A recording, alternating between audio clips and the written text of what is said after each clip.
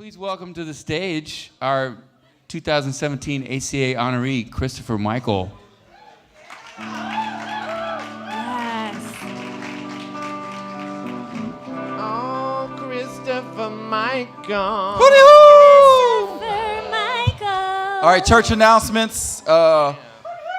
Every Tuesday at Austin Poetry Slam at the Spider House Ballroom, we have the Poetry Slam. Every Tuesday, show starts at 8 if you want to sign up, 7:30. Every second Saturday at Apania's on 1007 South Congress is when we have Austin Neo Soul. Soldiers! December 9th, we're having our Women of the World Poetry Slam qualifier, so it's going to be all female voices on the stage. Come check that out. The host, even the DJ, is going to be a woman. It's going to be incredible. Okay, so I got books and CDs in the back, so if you love art and poetry, then come back there and give a credit card or cash. I like your style. Can't do nothing with, damn, okay. Haiku. White supremacist bombs church. Nope, that's not how it goes. Haiku. 1963. White supremacist bombs church. 4 little girls spark.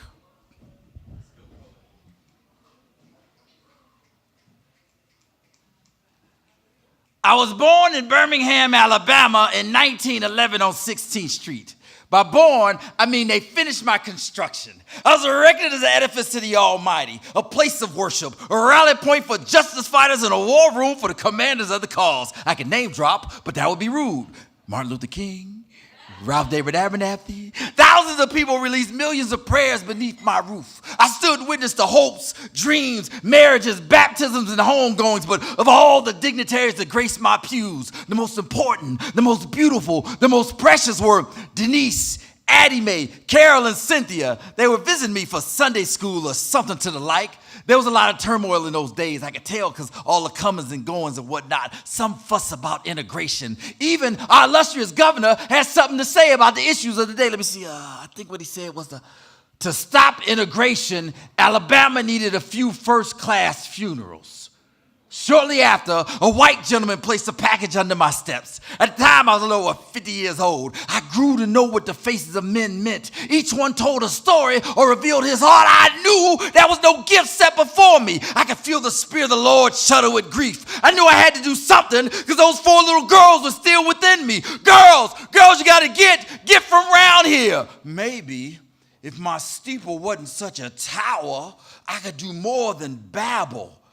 I tried so hard. I yelled with everything I had. Girls, you got to get from around here.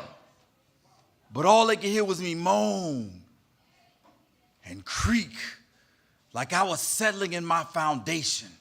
I was no longer like the servant Peter. I could not be their rock, but in that split second of eternity, I contained the blast. I held back the wave of Satan's hellfire like I hold on every prayer whispered in my walls. I used all my strength to stop the embers. I refused the shards. I stopped the splinters. I bound every brick. I subdued the mortar. I stood in the gap in the twinkling of an eye. My God needed to call them home. And in that moment of forever, they felt the love of my Lord.